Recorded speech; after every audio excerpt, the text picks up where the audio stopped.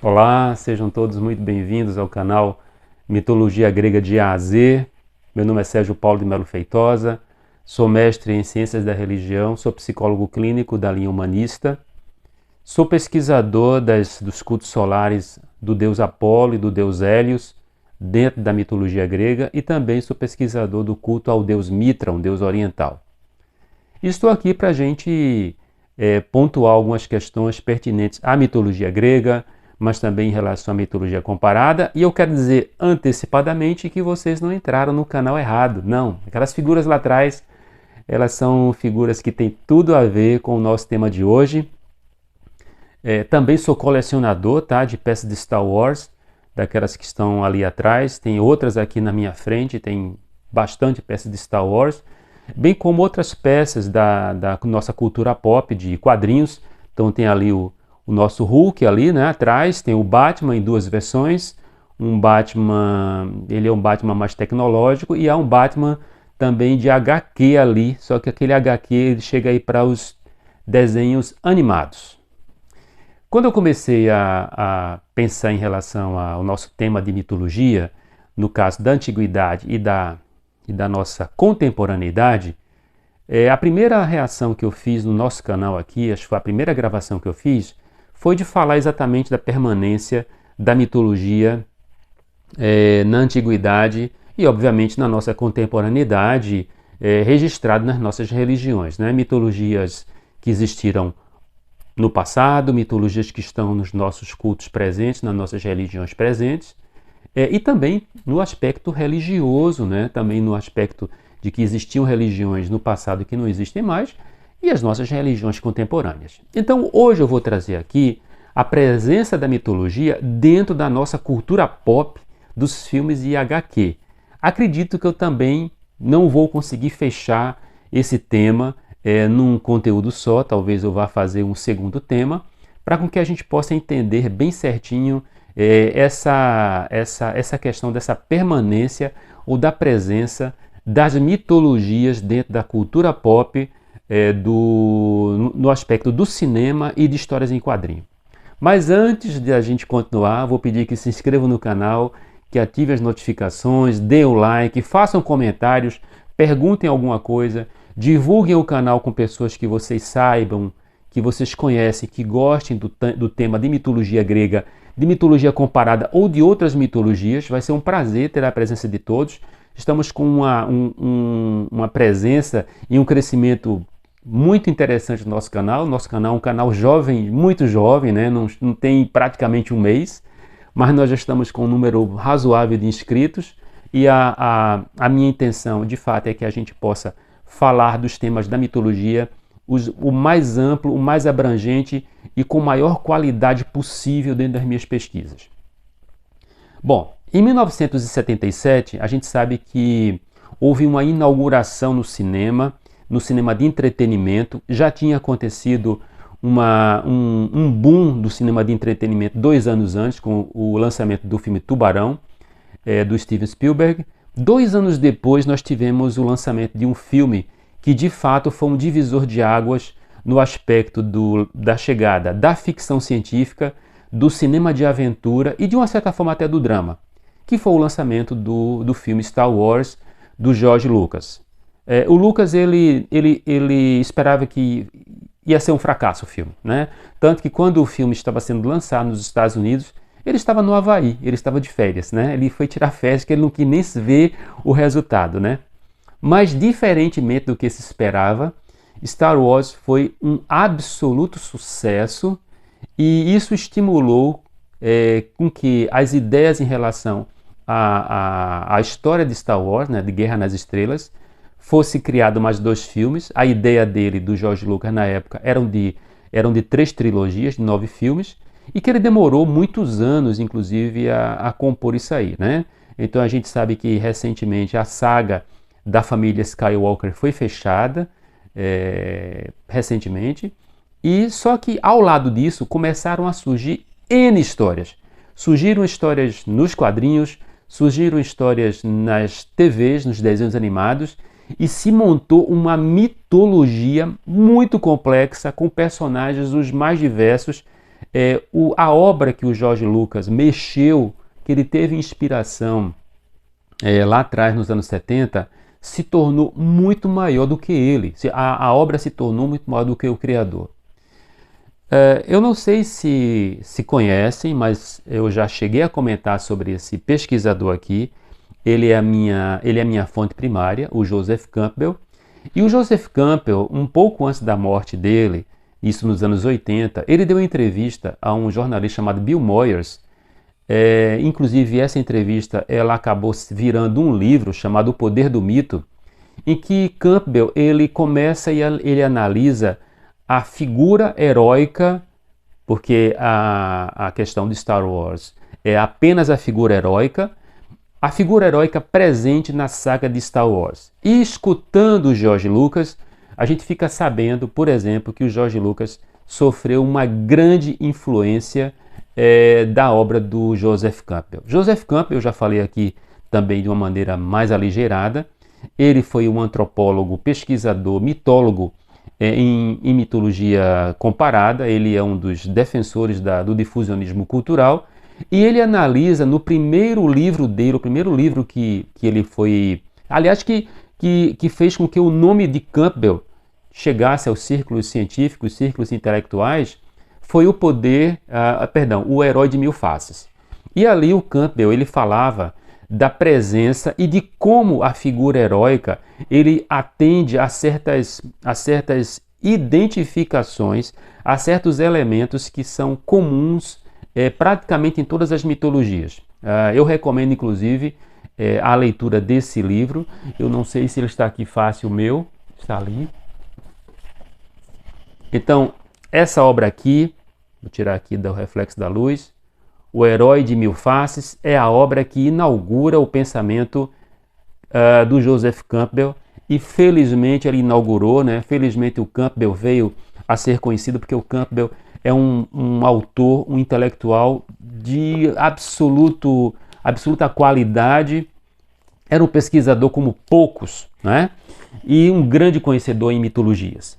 Pois bem, então Campbell ele fala dessa questão da figura heróica, e isso fica muito patente nas obras de Star Wars e de muitos personagens de histórias em quadrinho que são nitidamente inspiradas em figuras mitológicas.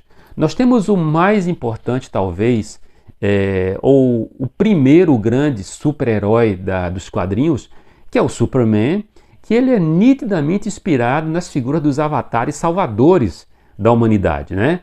O Superman, ele chega a ser uma espécie de Jesus Cristo dentro das histórias em quadrinho. Inclusive o Superman, ele é considerado uma testemunha perfeita, porque ele não mente. Ele, quando houve a destruição do seu planeta, que é o planeta Krypton, e o pai dele, que era o Jor-El, ele era um cientista e ele prevê, a partir de dados científicos, que o planeta ia explodir.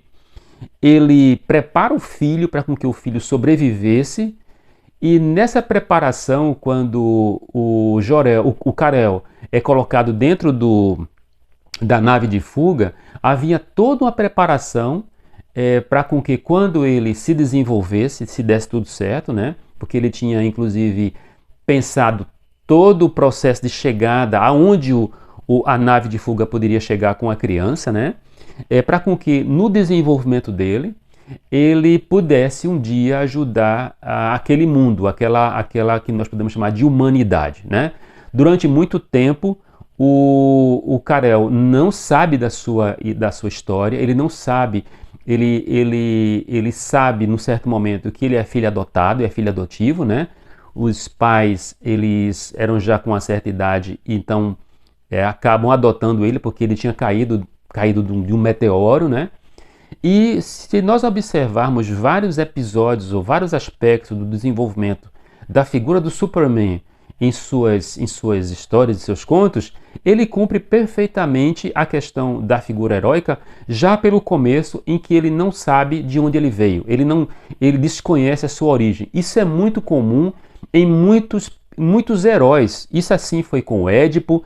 Eu cheguei a fazer uma publicação num canal que eu colaboro, que eu tenho, que é o canal Eros e Thanatos, que eu estou falando da questão da Guerra de Troia. Paris, que é o principal motor da guerra, ele não sabia da sua origem também.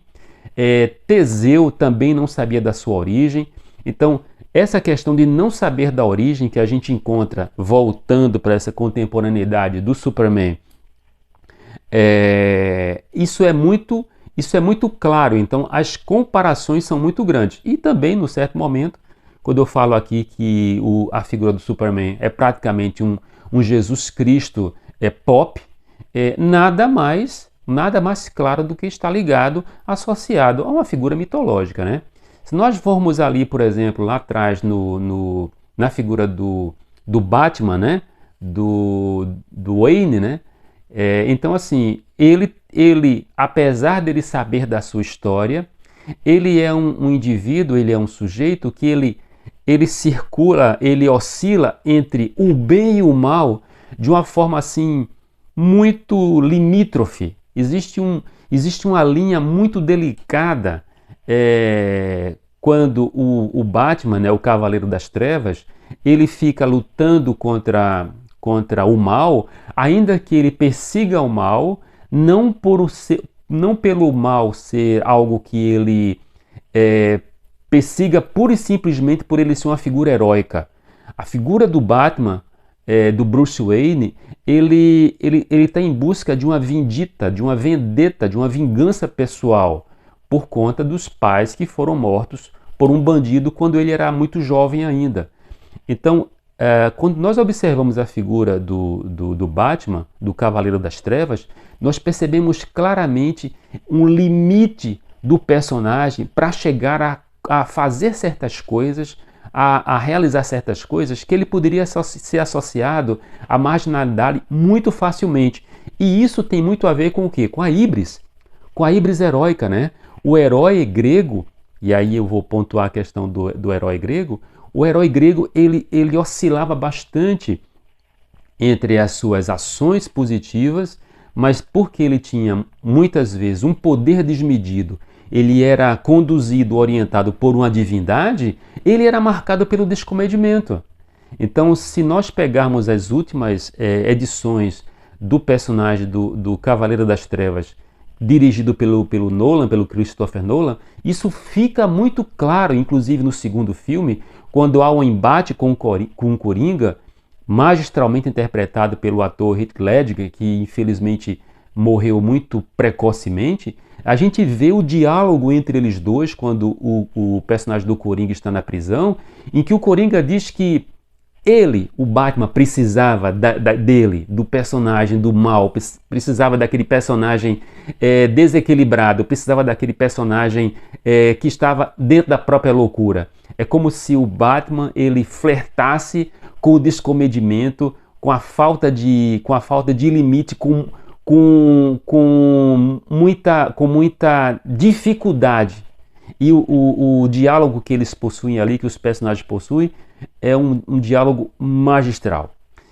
Bom, eu cheguei ali, mostrei ali a figura do Hulk, né, do Bruce Banner, que é uma figura também maravilhosa. Eu tenho outros personagens aqui, mas eu quero dizer o seguinte, eu quero dizer que se a gente parar para pensar em muitas figuras, tanto dos dois grandes nomes das histórias em quadrinho ou do cinema, da DC, da Marvel e DC, nós veremos N personagens que estão claramente ligados, associados à mitologia.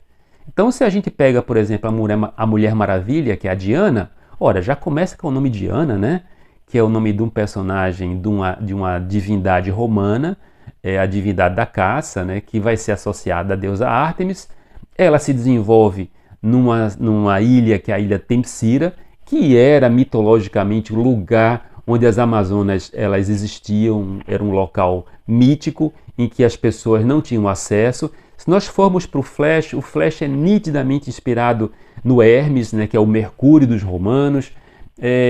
Temos o Thor na história da Marvel, né? O Thor claramente inspirado na figura do Thor da mitologia nórdica.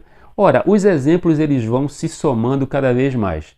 Temos até uma espécie de Heitor, né? Que é um herói que procura seguir bastante a ética, que é o Capitão América, que é um personagem que vai inaugurar, de uma certa maneira, a presença dos Estados Unidos, ou a importância dos Estados Unidos da América, na figura da sua composição, da sua roupa, porque esse Capitão América, o nome já está falando, né?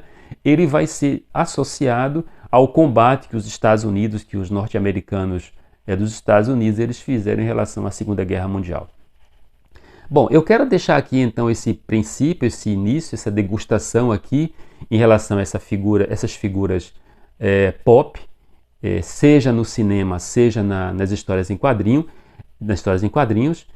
E eu vou aqui numa outra gravação, eu vou elencar tanto personagens da Marvel ou da DC que são claramente ligados às figuras mitológicas. Finalmente eu me recordo do Aquaman ou do Namor, mas o Namor talvez fique mais claro, porque o Namor ele é um príncipe submarino. O Aquaman também, né? Eles são figuras do mundo aquático. E o Namor, ele veio de onde? Ele veio de Atlântida. E Atlântida é um dos mitos mais queridos e mais buscados a sua efetividade a partir de um texto de Platão, que é o Timeu, o Critias, que tem a história de Atlântida, né? E que, por sua vez, está ligado também às divindades submarinas, a Poseidon. Aliás, o nome do pai de Namor é Poseidon. Então, 2 mais 2 é igual a 4. Num certo momento, o ano passado, eu cheguei a fazer uma participação no canal do meu querido amigo Alexandre Valença, exatamente sobre esse aspecto da mitologia pop, dessa mitologia pop de histórias em quadrinho, seja da história em quadrinho e dos filmes, que dão pra gente esse sabor de que a mitologia não está tão distante assim.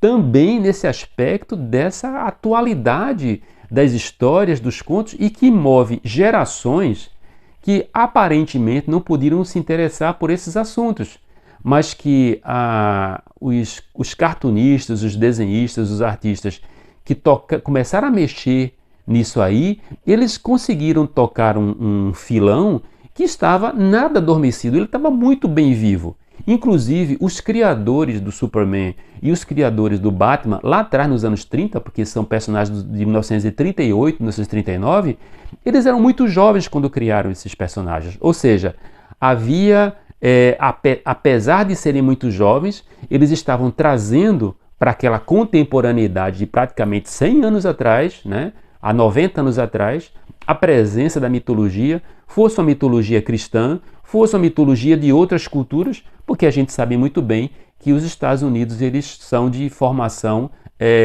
anglo-saxônica, e a gente vai encontrar muitas mitologias da constituição desses povos também na presença dos povos de língua inglesa. Bom, não vou me estender mais aqui, já cheguei no tempo bom da nossa gravação.